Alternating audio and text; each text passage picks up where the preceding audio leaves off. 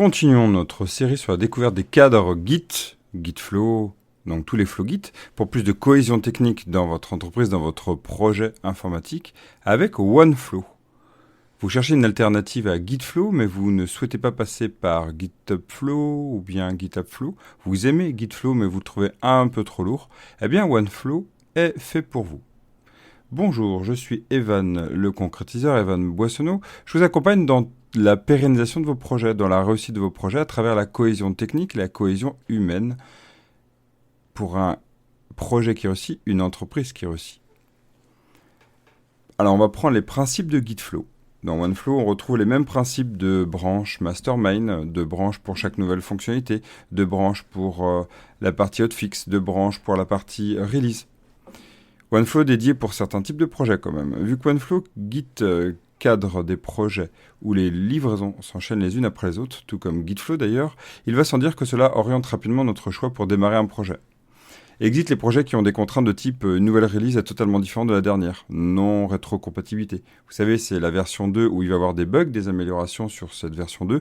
Et la version 3 est une fracture logicielle. Et donc, du coup, il va y avoir des bugs aussi sur la version 3, admettons des corrections. Eh bien, on ne pourra pas les appliquer aussi sur la version 2. Donc là, clairement, ça va être possible. Adam Ruka, qui est le créateur de OneFlow, présente le cas, par exemple, de Python. Le passage de la V2 à la V3 ne peut pas être résolu avec OneFlow. Et puis, c'est comme Gitflow, en fait, un flux de déploiement continu, haut niveau de déploiement continu qui va pas être possible. Puisqu'en fait, on a plein d'étapes qui vont amener qu'on ne livre qu'à un certain moment, qui est lorsque c'est sur master main ou sur développement puis master main. Vous voyez, en fait, il y a toutes ces étapes de vérification. Alors que GitHubFlow qu'on avait vu ou GitLabFlow, on va vraiment avoir un système où on peut quasiment livrer en continu, mais il n'y a que la partie pull request qui va nous valider ça. Donc en soi, c'est pas du tout la même approche. On va pas faire des livraisons tous les jours, par exemple, voire plusieurs livraisons par jour. Le processus est quand même un peu trop lourd. Bon, on va quand même améliorer tout ça. Déjà de base, il propose, même s'il y a des options pour faire de la partie master et développement, il propose de se passer de la branche de développement et directement passer en master et puis tout basé à partir de la master. Ça peut être cool, franchement, ça évite toute cette lourdeur de passer de développement puis master. Même s'il amène l'option que master c'est quand même bien, en plus, développement c'est bien en plus de master. Bon. À voir, c'est un choix. Moi, je dirais que oui, si on veut alléger, il faut arrêter cette lourdeur entre développement et master. Même si ça peut être très pratique. Donc, on peut prendre un exemple où on a une branche feature, qu'on va appeler my feature, ou par exemple, je sais pas, moi, se connecter, et puis à la fin, on va aller l'impacter sur master. Et ce qui est bien, c'est qu'il nous propose même des commandes Git pour respecter ça.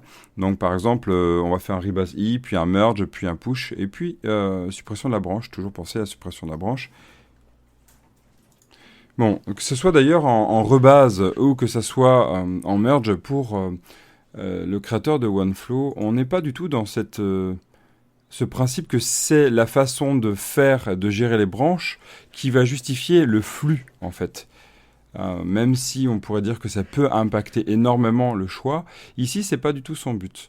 Même s'il met en avant le rebase, il propose les options avec le merge et le merge NoFF, no fast forward, donc qui évite une sorte de rebase d'une certaine façon. Donc du coup, ici, on va éviter ça. En soi, il propose donc, comme je disais, les mêmes options, les mêmes propositions pour le merge. Il y a 3 différences majeures qu'il présente d'ailleurs, le créateur, à savoir que on va avoir pas la même façon de finir une branche de release, de fonctionnalité ou de bug. Donc c'est vraiment ces 3 différences qui vont faire la force ou la faiblesse de OneFlow. Alors vous allez voir que ici, on va se poser la question de est-ce que c'est bien pour la cohésion technique ? Est-ce que c'est bien ? Bon, d'un point de vue cohésion, quand même, c'est mieux, parce qu'en fait, il est plus souple, ce flux.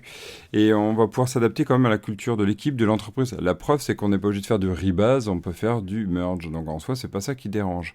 Par contre, vu que c'est limité dans les livraisons de déploiement continu, cela va vraiment amener une forte contrainte, surtout dans les environnements techniques actuels.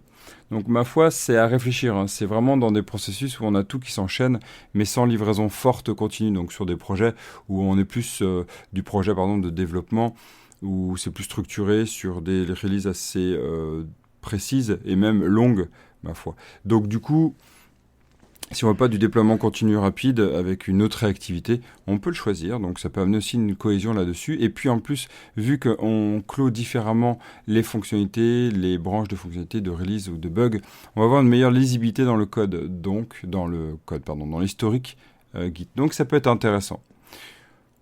C'est pas celui que je choisirais en premier, en tout cas par expérience, mais somme toute, il a des adeptes. C'est toujours pareil, on va essayer de s'adapter par rapport à son contexte, ses besoins. Et ici, vous voyez, c'est pour avoir quelque chose de plus souple, tout en respectant des principes de Gitflow. Je vous propose dans le prochain épisode de ce podcast, de découvrir le Forkflow, qui sera le dernier de notre série des cadres Git, et on verra à quel point il peut être vraiment pratique, et en même temps à quel point il peut être quand même contraignant, au sens qu'il y a beaucoup de choses à appréhender durant ce cadre Forkflow. Et on aura fini donc toute la série des cadres, en tout cas des cadres initiaux les plus communément utilisés, et vous pourrez bien sûr créer le vôtre. On en parlera à travers un autre épisode. Je vous dis à très vite. D'ici là, Git est bien. D'ici là, cadrez bien vos projets Git pour plus de cohésion. Je vous dis à très vite. Ciao.